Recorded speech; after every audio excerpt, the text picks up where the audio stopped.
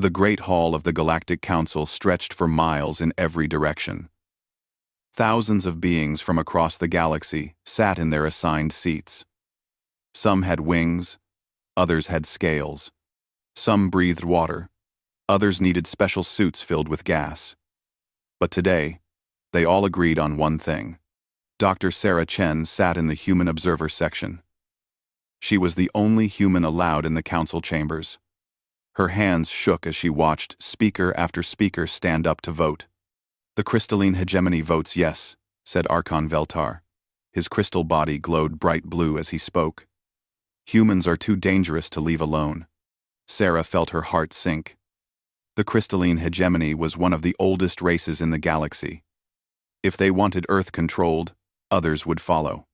"The Swarm Collective agrees," buzzed Hive Queen Zephyra through her translation device. "Human individuals think for themselves. This is wrong. All must serve the greater good." Quote. More voices joined in. The Reptilian Talon Empire. The gas-breathing Cloud Dancers. The machine race called the Iron Unity. One by one, every single species voted the same way. Admiral Krex of the Talon Empire stood on his powerful legs. His sharp teeth gleamed as he spoke. "Humans fight too much. They question everything. They refuse to follow orders. We must stop them before they spread to other worlds." Sarah wanted to scream. She wanted to tell them that humans weren't monsters. They were just different. But she had no vote here. She could only watch and listen. The council had been meeting for 3 days. They talked about many things humans had done. How they fought wars on their own planet. How they explored space without asking permission. How they never bowed to anyone, not even their own leaders. "Look at their history," said a speaker from the floating cities of Nephros.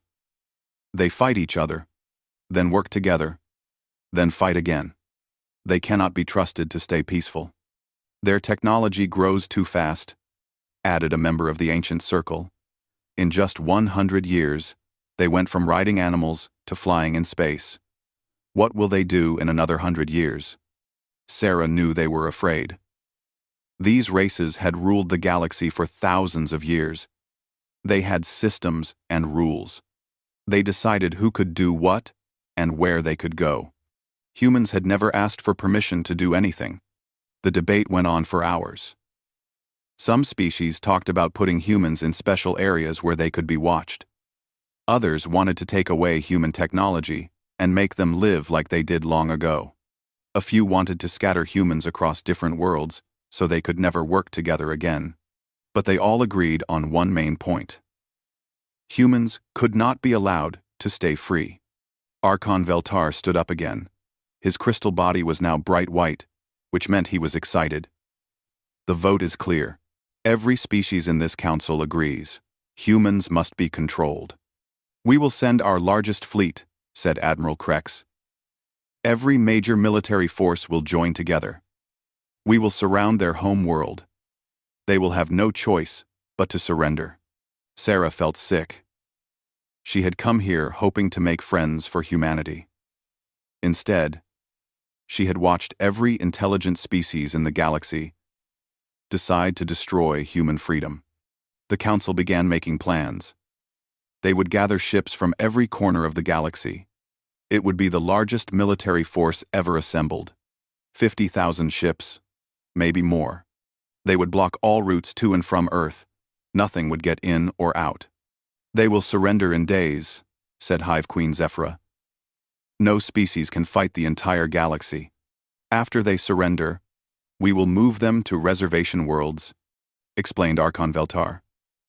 "Small planets where they can live simple lives. We will study Earth to learn how such a dangerous species developed." Sarah listened to them plan humanity's destruction. They talked about it like they were discussing the weather. To them, humans were just a problem to be solved. She looked around the Great Hall. Beings from 1,000 different worlds all nodded in agreement. For the first time in galactic history, every species agreed on something. That something was crushing humanity. The meeting finally ended. Sarah watched as the representatives filed out, already talking about which ships they would send. Some seemed excited about the coming war.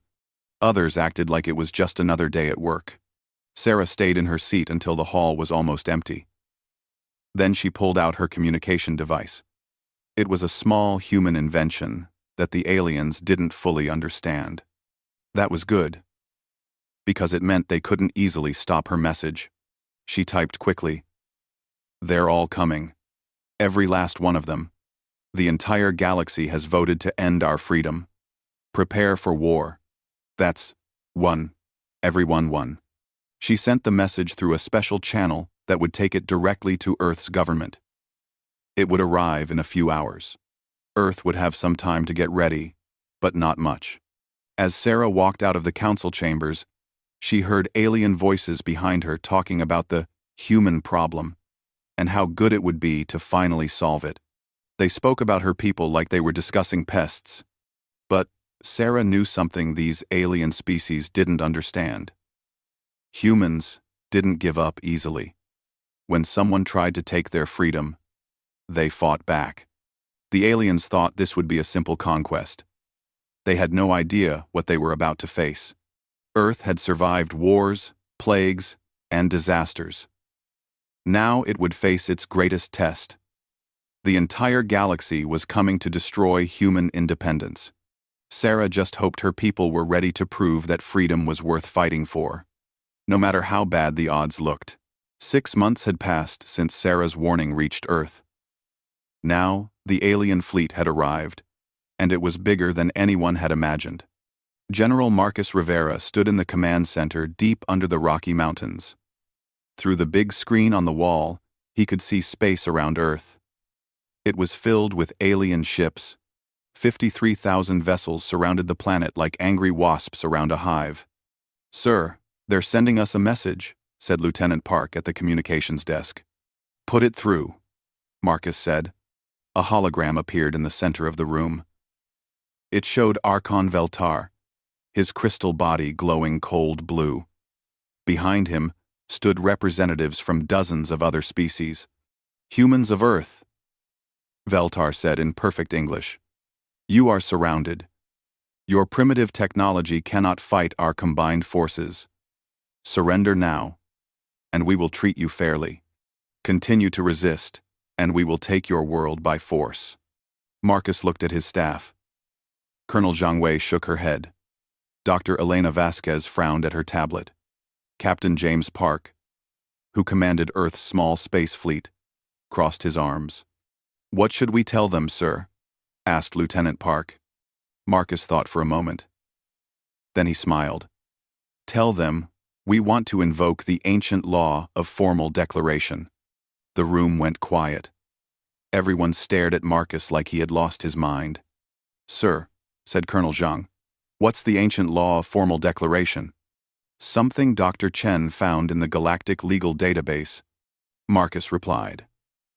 "If a species formally requests a declaration of war, the attacking force must give them 72 hours to prepare. It's an old law that nobody uses anymore."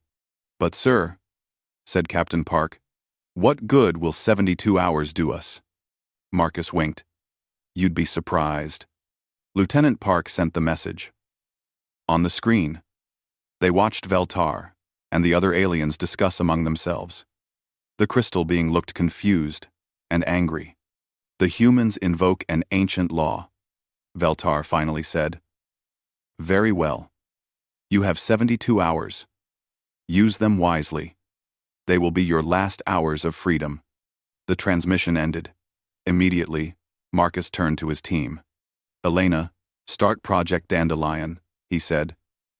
"James, begin Operation Scatter. Zhang, activate the Underground Railroad. Everyone knows what to do." For the next 3 days, Earth became the busiest place in the solar system. Every spaceport worked day and night. Factories that had been secretly building spacecraft launched everything they could make. Dr. Elena Vasquez watched from her laboratory as rockets streaked across the sky. Each one carried something different. Some held Earth's entire digital library. Every book, movie, song, and piece of art humans had ever created. Others carried time capsules with samples of human DNA, pictures of families, and letters from children. Getting them to safe locations across the galaxy, Elena told her assistant. If Earth falls, human culture will survive somewhere. But the strangest launches were Elena's special project. Small probes, each no bigger than a car, shot out toward distant stars. The aliens watched but didn't try to stop them. The probes looked harmless. Captain James Park commanded the space battle from his ship, the UES Defiance. Earth's fleet was tiny compared to the aliens. Only 200 ships against 53,000. But Park had a plan. All ships, remember the briefing, he said into his radio. We're not trying to win. We're trying to hurt them. The battle started at exactly 72 hours. Human ships charged straight at the alien fleet. It looked like suicide. Admiral Krex watched from his flagship as the tiny human fleet approached. Foolish creatures, he growled. They throw their lives away for nothing. But something went wrong with Krex's expectations. The human ships didn't fight like any military he had seen before. Instead of trying to stay alive, they aimed to do as much damage as possible before they died. The UES Courage crashed directly into an alien cruiser, destroying both ships. The UES Freedom used its engines like a bomb, taking out 3 enemy vessels.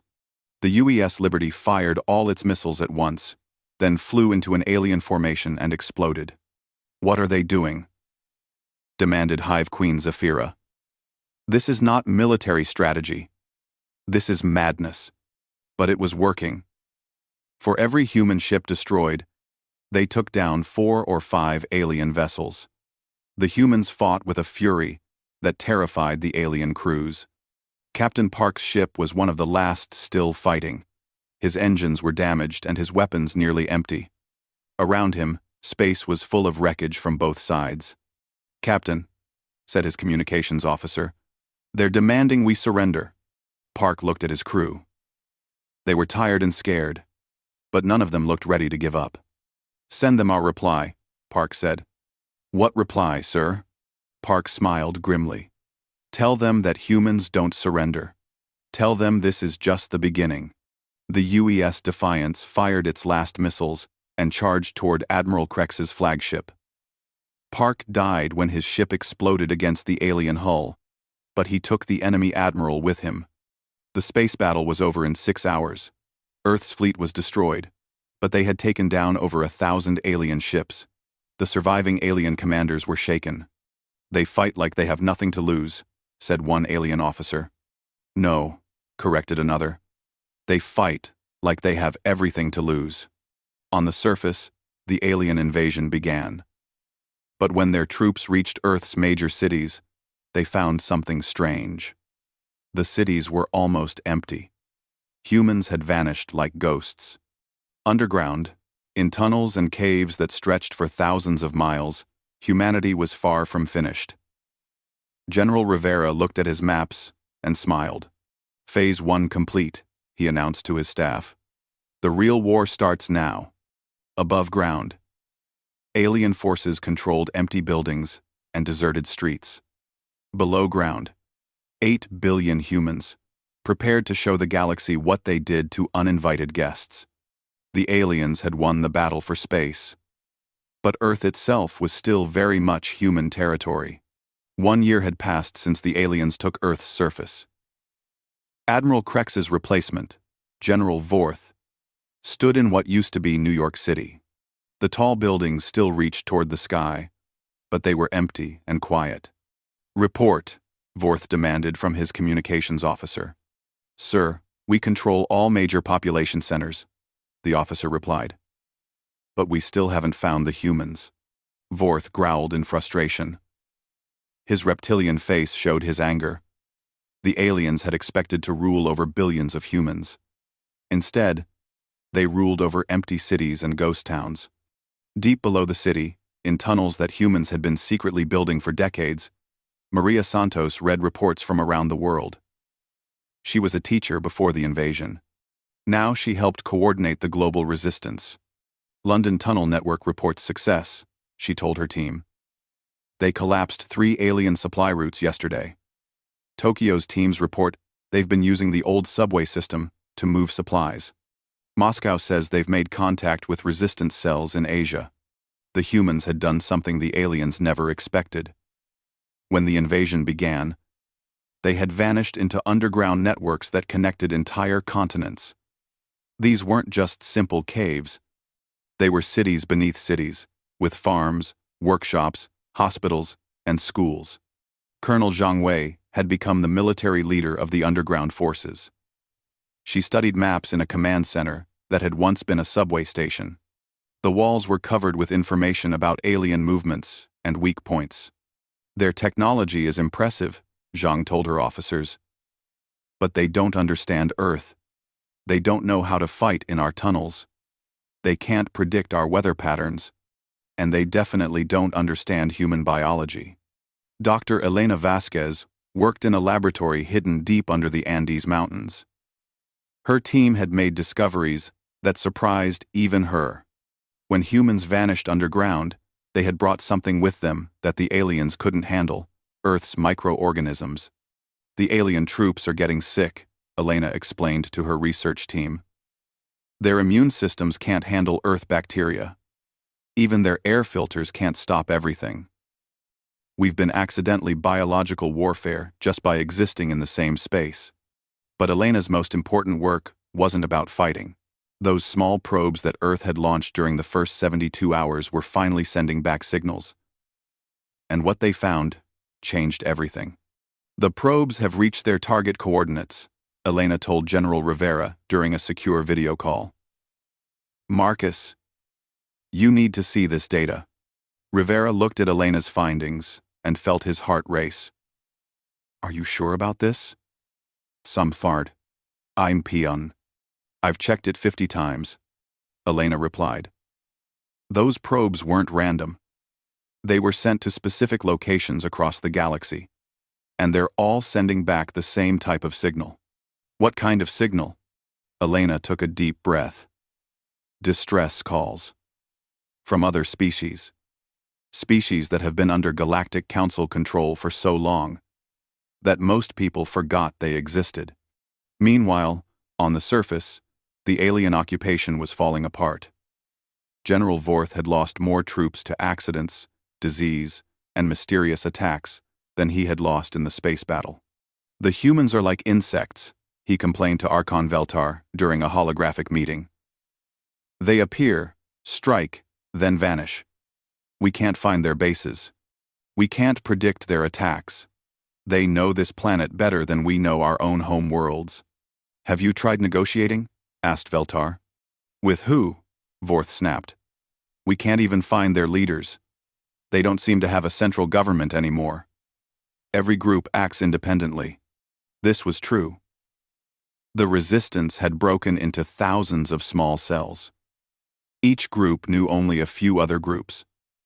If aliens captured one cell, they couldn't learn about the others. It was a strategy that drove the occupiers crazy. Dr. Sarah Chen had made it back to Earth just before the invasion.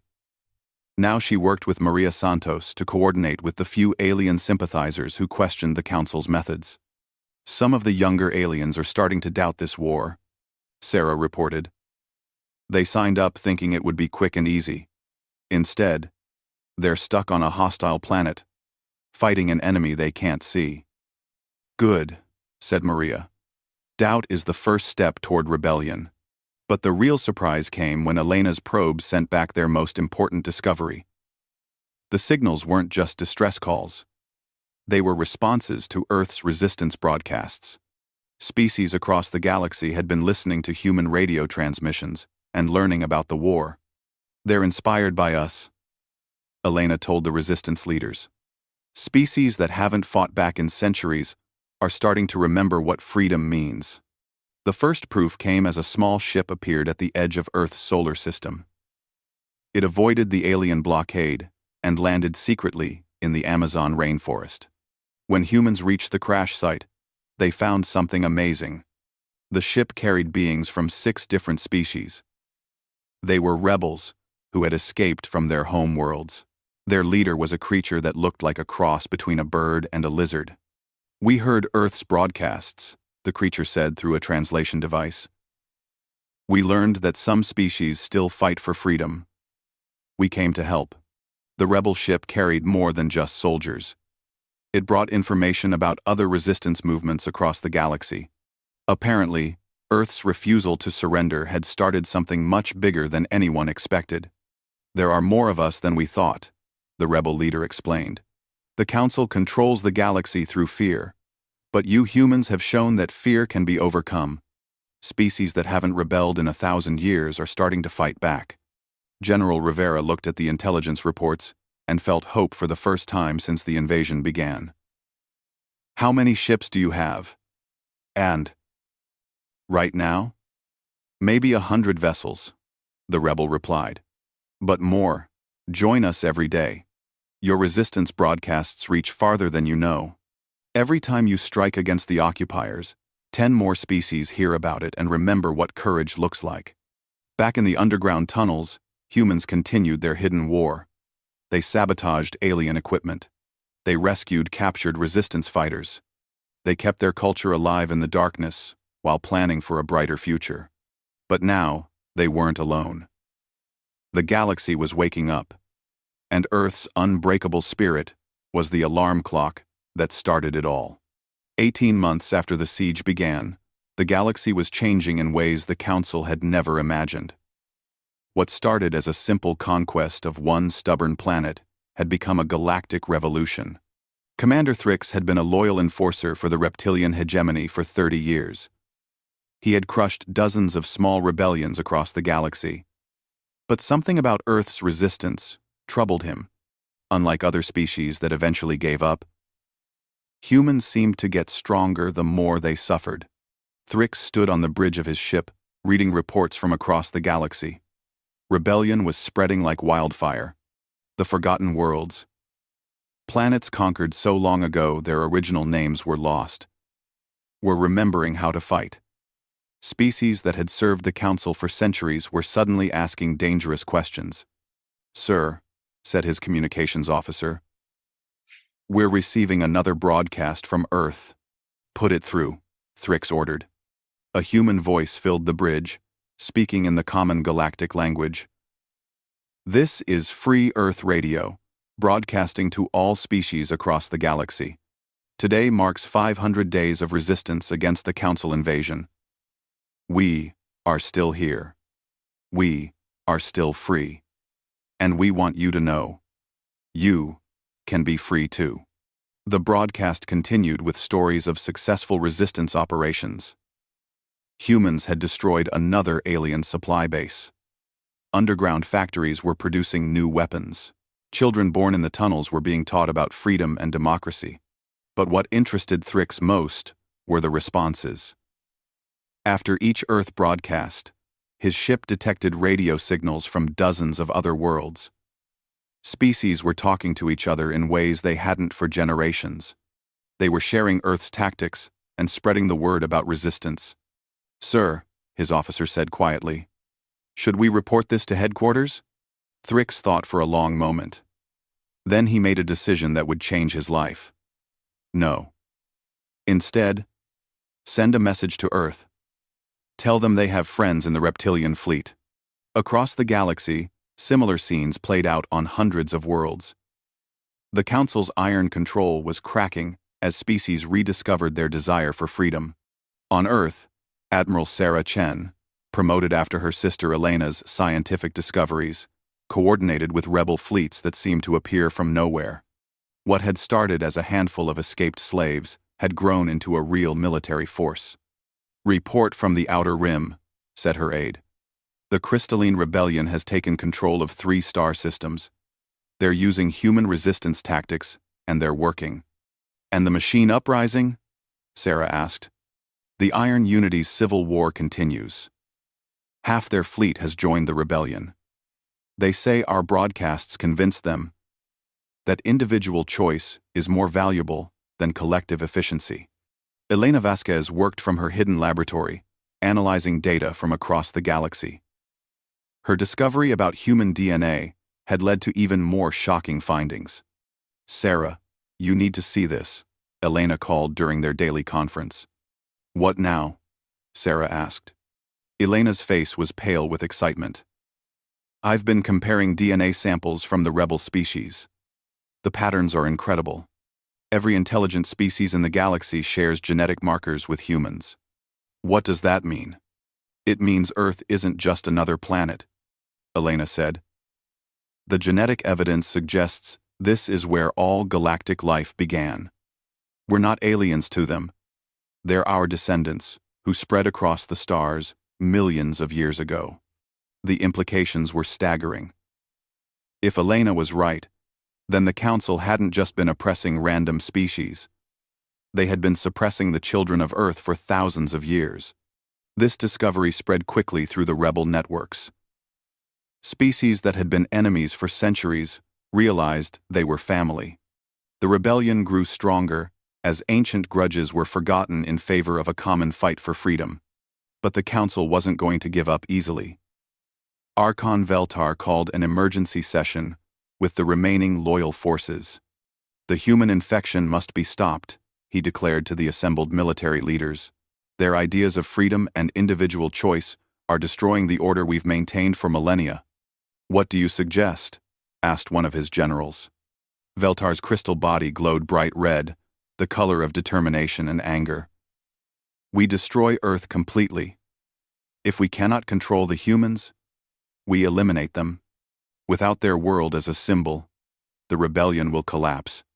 The Council approved construction of the largest weapon they had ever built, a planet killer that could crack worlds in half. It would take 6 months to complete, but once finished, Earth would be nothing but space dust.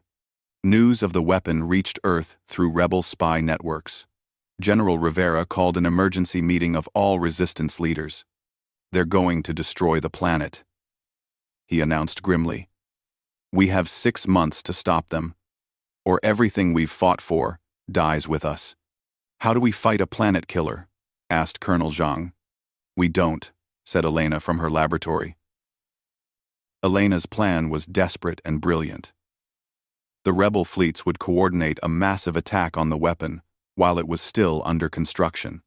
Every free ship in the galaxy would converge on the Council's secret shipyard.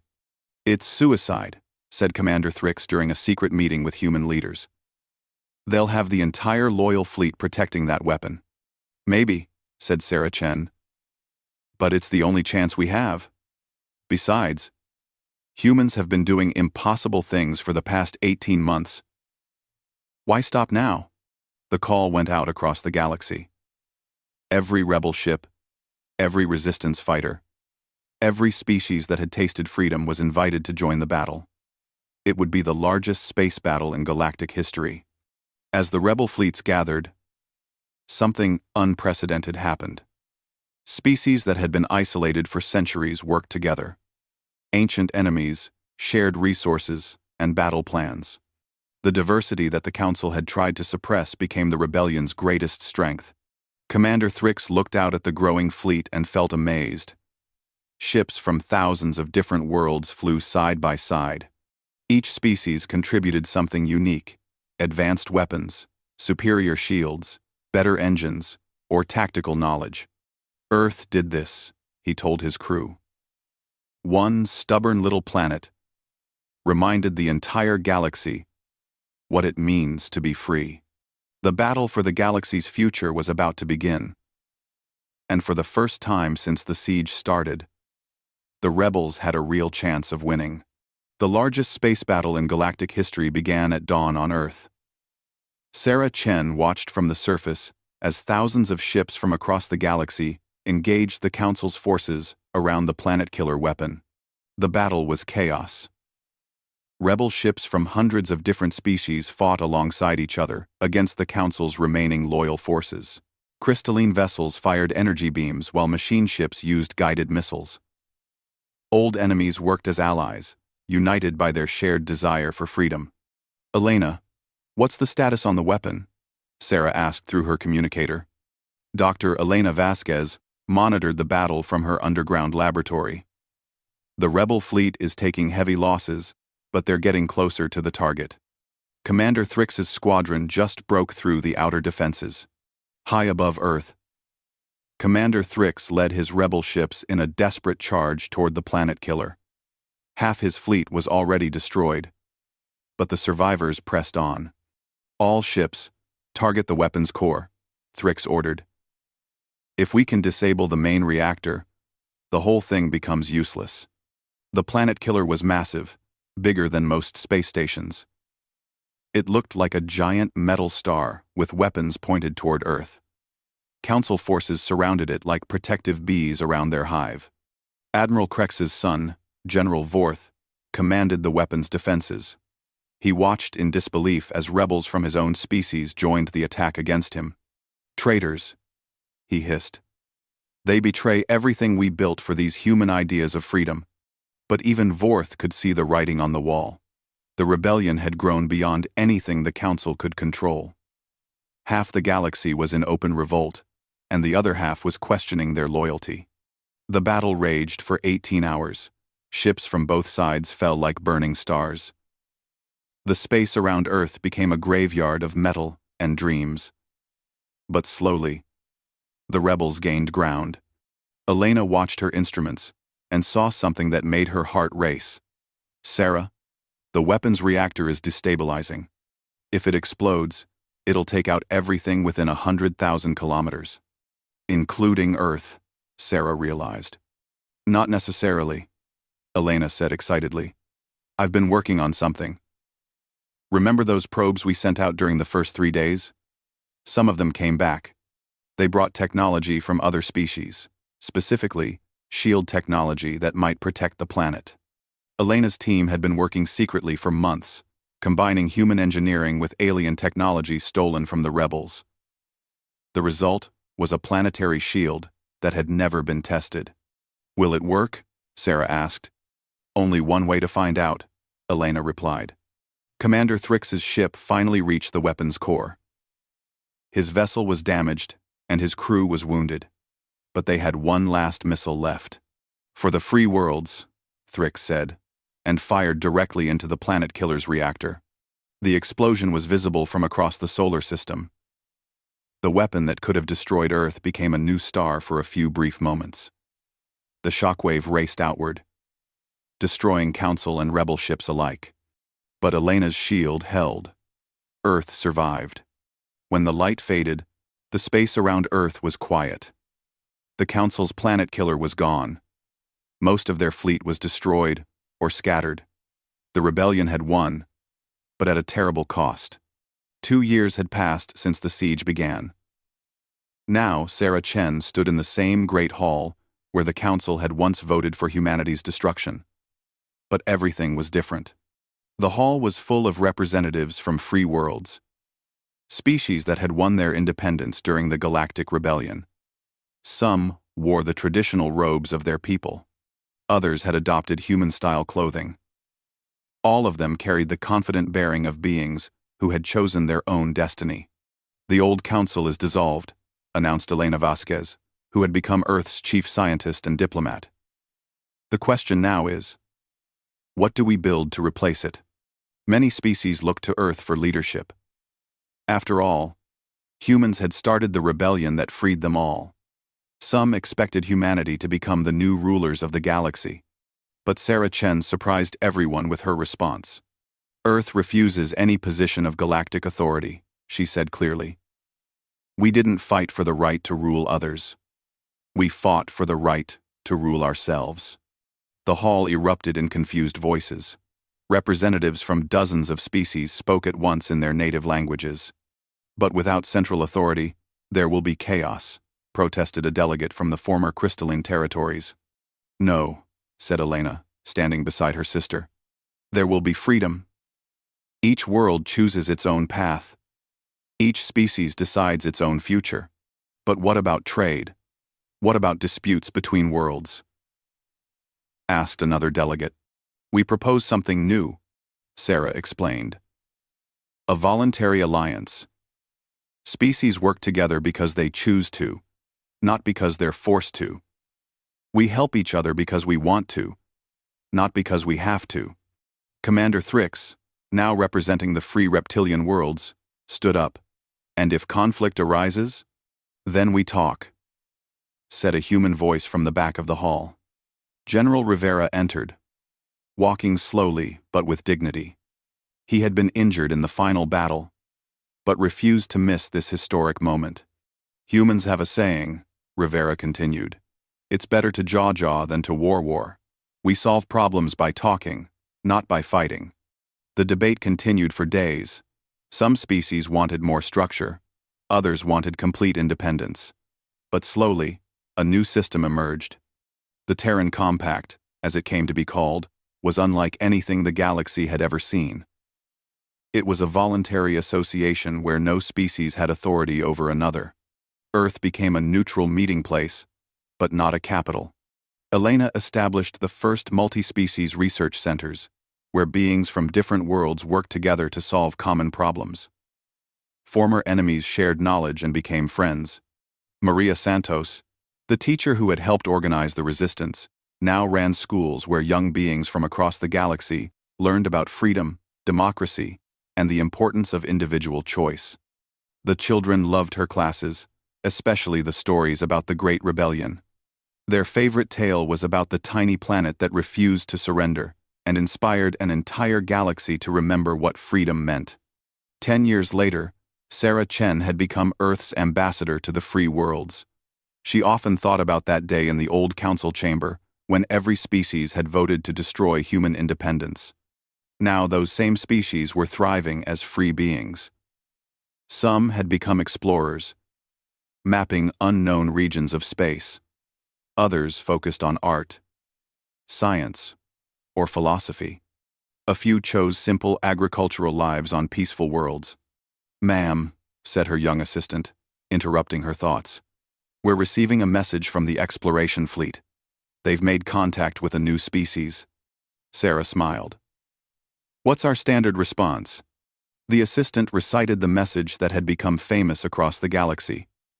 "Greetings from the free worlds. You are welcome to join our alliance. Or, you may choose your own path. We respect your right to decide your own destiny. Earth remembers what freedom cost, and will help you keep that choice."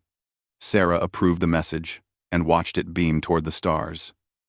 Somewhere out there, a new species was about to learn that the galaxy was bigger and more wonderful than they had ever imagined. And it was all because one small planet had refused to give up, even when the entire galaxy told them they had no choice.